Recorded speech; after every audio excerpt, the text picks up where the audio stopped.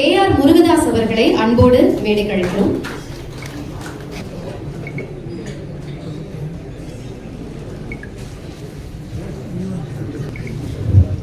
பத்திரிகை நண்பர்கள் அனைவருக்கும் வணக்கம். இந்த படத்தை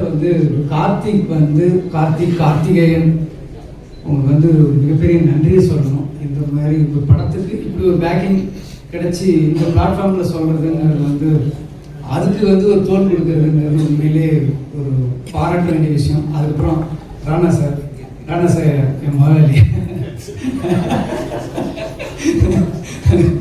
அவங்க கேட்டு கெஸ்ட் ஹவுஸில் ஒரு வருஷம் நான் இருந்திருக்கேன். நீங்கள் சாரி நம்ம இண்டஸ்ட்ரிக்கு நீங்கள் தொடர்ந்து படங்கள் பண்ணுறது எனக்கு பர்சனலாக உங்களுக்கு நான் தேங்க்ஸ் சொல்லணும். அது இந்த மாதிரி படத்தை வெறும் சண்டை ஒரு சாங்கு இந்த மாதிரி ஒரு படம் பண்ணாமல் ரொம்ப இப்படி ஒரு படங்களையும் நீங்கள் பண்ணுறது அதுக்கு பேக்கிங் நீங்கள் பண்ணுறது உண்மையிலேயே ரொம்ப சந்தோஷமாக இருக்குது. இந்த சூழ்நிலையில் உங்களை மாதிரி தயாரிப்பாளர்கள் தமிழ் இண்டஸ்ட்ரிக்கு ரொம்ப தேவை. அதுக்கு உங்களுக்கு ஒரு ஸ்பெஷல் தேங்க்ஸ் எனக்கு.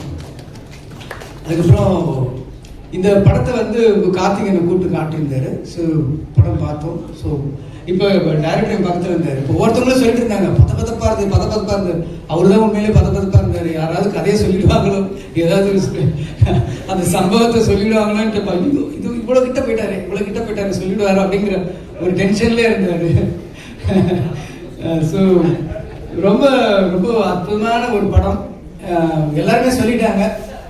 ஒரு போர் சூழல் அப்படிங்கிறது நம்ம டிவியில் பார்த்து ஒரு நியூஸில் பார்த்து புரியாத மொழியில் பார்த்தோம். ஆனால் நம்ம பக்கத்து நாட்டில் நமது சகோதர நாட்டில் அவங்க எவ்வளோ கஷ்டப்பட்டாங்கிறத ஒரு வார் சூழலை ஒரு வீட்டுக்குள்ள சார் நான் ஜாஸ்தி சொல்ல மாட்டேன். ஸோ ஒரு வார் சூழலை ஒரு வீட்டில் இருக்கிற ஒரு கேரக்டர்ஸை அவங்களோட எப்படி இம்பேக்ட் பண்ணுது, ஒரு போர் வீரர்கள் அவங்க போராளிகளுக்கு நடுவில் ஒரு பொதுமக்கள் எப்படி பாதிக்கப்படுறாங்க. ஒரு சாதாரணமாக நம்ம ஒரு திருமணம்ங்கிறது நமக்கு எவ்வளோ ஒரு சாதாரண ஒரு மறக்க முடியாத ஒரு நிகழ்வாக இருக்குது. ஆனால் அதே திருமணம் அந்த சூழலில் வாழ்ந்தவங்களுக்கு கிட்டத்தட்ட 80-90களில் வாழ்ந்தவர்களுக்கு எவ்வளோ கஷ்டமாக இருந்தது அப்படின்னு நினச்சி பார்க்கும்போது அதை அப்படியே கண்ணு முன்னாடி தத்ரூபமாக கொண்டு காட்டியிருக்காரு. அந்த வீட்டில் இருக்கிற கேரக்டர்ஸு நடிகர்கள்லாம் வாழ்ந்திருக்காங்கன்னு தான் சொல்ல முடியும். அந்த காஸ்டியூம் சொல்லும், அந்த போட்டிருக்கிற அவங்க ட்ரெஸ்ஸு அந்த கதை சொல்லுது. அந்த செவர்கள் அந்த செவத்தில் மாட்டிருக்கிற படங்கள் அந்த கதையை சொல்லுது. ஸோ எல்லாமே கிட்டத்தட்ட ஒரு 24 கிராஃப்ட்ஸும் கதை சொன்ன ஒரு படமாக தான் நான் இந்த நீலிராவை பார்க்குறேன். ரொம்ப ஒரு சில நேரத்தில் லிங்குசாமி நானும் தான் பக்கத்தில் உட்காந்து பார்த்துட்டே இருந்தோம். ஸோ படம் பார்த்துட்டு போயிட்டு இருக்கும்போது எல்லாரும் சொன்ன மாதிரி சடனாக ஒரு ஹிட்ச்காக் படம் பார்க்குற மாதிரி அப்படி ஒரு கட்டி போட்ட மாதிரி இருந்தது.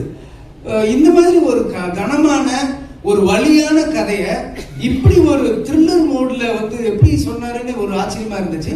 ஸோ படம் பார்த்துட்டே இருக்கும்போது சில காட்சிகள் வரும்போது அப்படியே மனசை உலுக்கி அப்படியே கண்ணிலேருந்து தண்ணி வர ஆரம்பிச்சது. கண்ணை வேற துடைக்க முடியல, கண்ணாடிக்குள்ளே விரல் விடுற மாதிரி ரொம்ப இதாக இருந்தது. அதனால் கொஞ்சம் அப்படியே பேக் போனேன். நமக்கு படம் பார்த்து அருள் இருக்கும்போது பக்கத்தில் இருக்கிற ஒரு சின்ன ஈகோ இருக்கும் நமக்கு.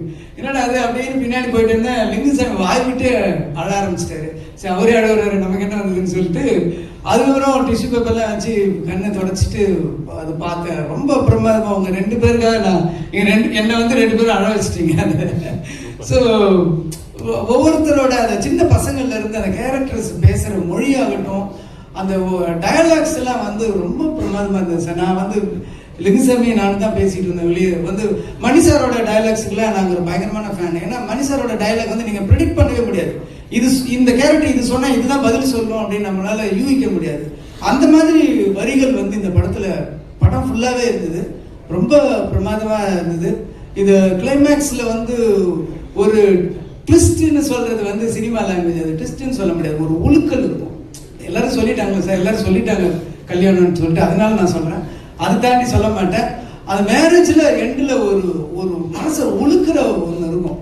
அது ஒரு நிமிஷம் உங்களால் ஒரு 2 செகண்ட் ஆகும். நம்ம பிரெயின் போய் அதை மெமரி பண்ணி இதுதான் சொல்கிறாங்களா அப்படின்னு சொல்கிறது இது இருக்கும். அதில் ஒன்றுமே சரி. அந்த நான் வெளியில் வந்தப்போ கூட அந்த படம் முடிஞ்சதுல இருந்து இன்னொரு கதையை ஆரம்பிக்கலாம்.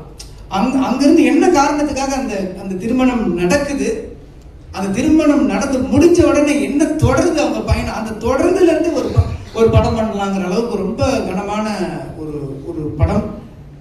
வாழ்க்கையை அப்படியே பிடிச்சிருக்கு. ஸோ இன்னைக்கு யோசிச்சு பார்க்கும்போது அதில் வாழ்ந்த நிறைய கேரக்டர்ஸ்கள் இன்னைக்கு இருக்க மாட்டாங்க, இல்லை அப்படின்னு நினைக்கும் போது அதுக்குள்ள ஒரு பெரிய ஒரு வலி இருக்க செய்யுது. ஸோ படங்கள் எல்லாம் பாருங்க. இந்த படத்தை ஓடிடியில் பார்த்துக்கலாம்னு நிறுத்துறாதீங்க, தியேட்டரில் பாருங்கள்.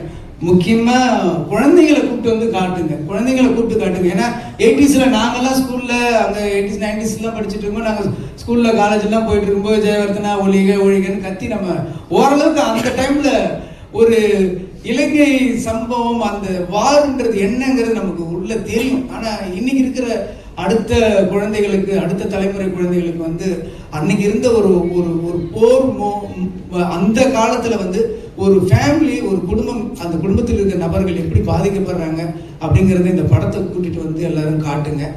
சாதாரண ஒரு பொழுதுபோக்கு படமாகவும் இருக்கும், ஒரு படமாகவும் ஒரு த்ரில்லர் மோடும் இருக்கும், அதே சமயத்தில் ஒரு கனமான ஒரு கண்ணீர் கதையாகவும் இதுக்குள்ள இருக்கு. அதனால எல்லாரும் இதை பாருங்க. பத்திரிகை நண்பர்கள் இந்த படத்துக்கு உங்களோட சப்போர்ட் இருந்து இந்த படத்தை பெரிய படமாக கொண்டு வரணும் அப்படிங்கிறது என்னுடைய வாழ்த்துக்கள். தேங்க்யூ.